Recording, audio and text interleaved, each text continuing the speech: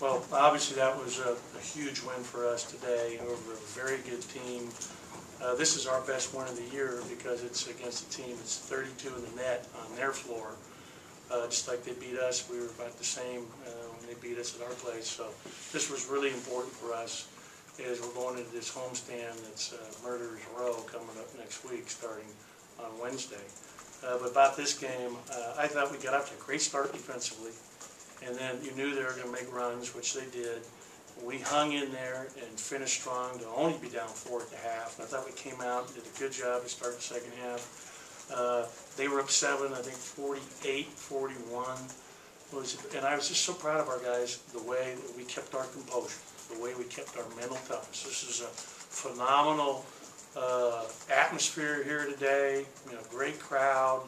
I mean, as loud as it gets.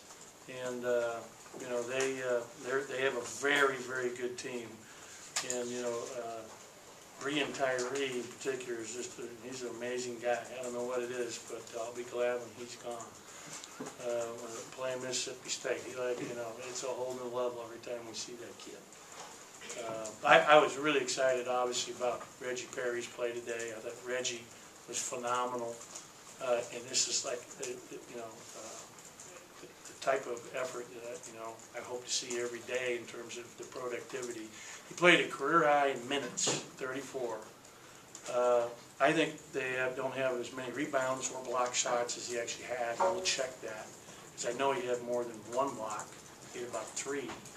And I think he had more rebounds, but he was big for us. And those 2 threes, you know, he's shooting 22%, I believe, on the season coming in from 3. But yet he's been working at it, working at it, working at it.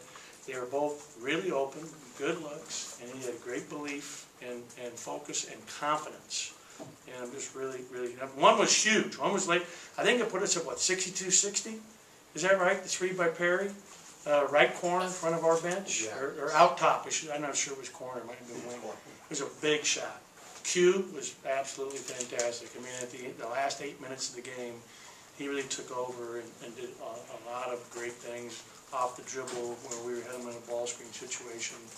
I thought that Lamar's focus, and Lamar played today with a sprained wrist that he hurt at the end of the Alabama game.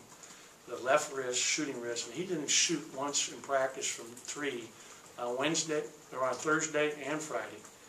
You know, today the first time he shot 3s was right before the game, and he made his first 3. But his defense, his leadership, I thought that you know Tyson, Nick, I thought Abdul's play down the stretch was also huge. Abdul Adu, you know, we were switching everything with a double possession lead. He did a great job. Questions? Go ahead, Brian. Coach, you made 2 changes to your starting lineup with Tyson and Reggie. What was the thought process behind that? You know, with Nick, it was just a discipline thing, not a major thing, but you know something that I had to address. So that's why he was out of the starting lineup. And with Reggie in place of Eric, that was kind of. I think Eric's been pressing. I think Eric's pressing too much. You know, and I just want him to relax and you know not feel any you know need to press and. You know, you know, I'm sure he'll respond, and you know, we need him, you know, big time.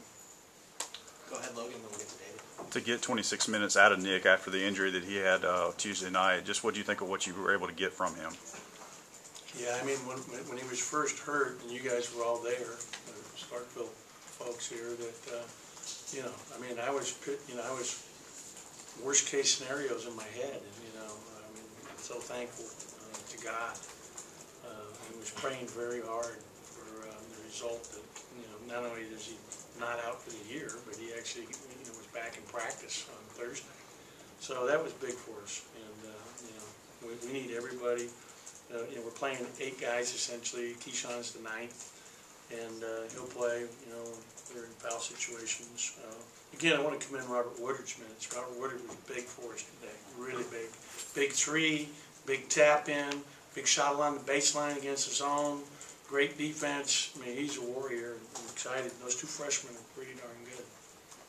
Go ahead, David, then we'll get to Joel. Even the starting lineup change, so you kept shuttling your big guys in as early as 2 minutes of the game. Was that an idea for matchups, or was it an attrition attempt on a thin Ole Miss roster? You know, it was just us keeping fresh for the most part. Sometimes it was the matchups. It was both. So in some cases, I'm just trying to get, you know, guys to blow. In other cases, they're going small. Like our best matchup when Henson's at the 4 is Robert Woodard.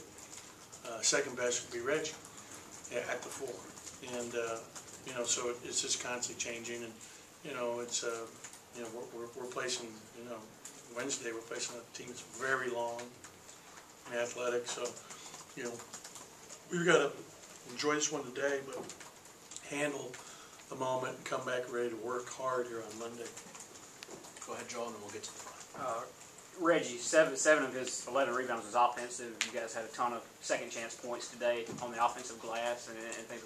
Was that just a testament to how good Reggie is and just the offensive rebounding today? You know, they have him for 7. He had 6 at halftime. I swear he had more than 1 in the second half.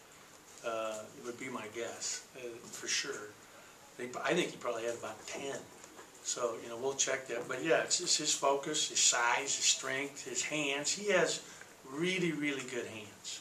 Phenomenal hands. You know, some of the best gloves I've ever seen on a player. And that's saying something.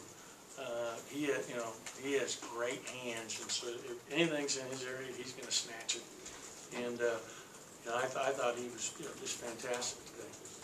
Go ahead. You said you guys really had defense in the paint as a focal point in practice after the Alabama game. Can you talk about what those practices were like? Yeah, you know what? We really focused and more about keeping it out of the paint, and therefore pressuring the ball and getting up into people more. And, you know, my assistant George Brooks did a great job scouting this game because we did a lot of switching and things in terms of how we were going to play certain sets that they ran. I thought our switching was really good for us for the most part. We did miss a couple where they're coming to fake, like they're coming to screen and they fake and just slip to a 3.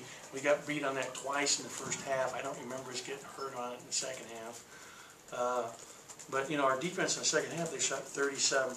So that was, you know, the kind of defense we needed. And, you know, and a couple of those shots were, you know, unbelievably tough shots by Tyree in particular on the out-of-bounds play in the corner and on the one in the right corner with a guy right on him. I mean, he really made some tough shots in the second half.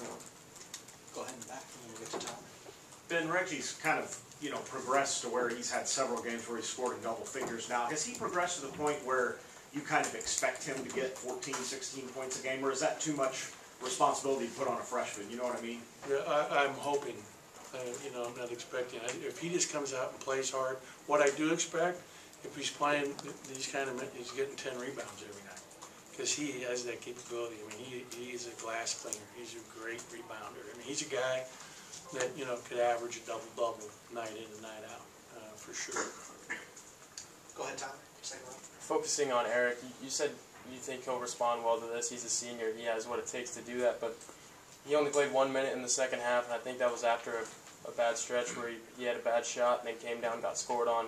What are you hoping to see in this? Obviously, it's a big week for your team, 2 great opponents. What do you hope to see out of him in practice and heading into those games? Yeah, just that he's going to come out, and he's a great kid. He was the happiest guy in our locker room.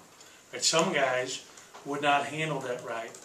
He handled it phenomenally. We cannot do what we want to do with this team this year without Eric Holman being an integral, huge part of it, period. And, you know, he'll respond the right way. And I just want him to come out loose and just play as hard as he can on every possession and let it all hang out.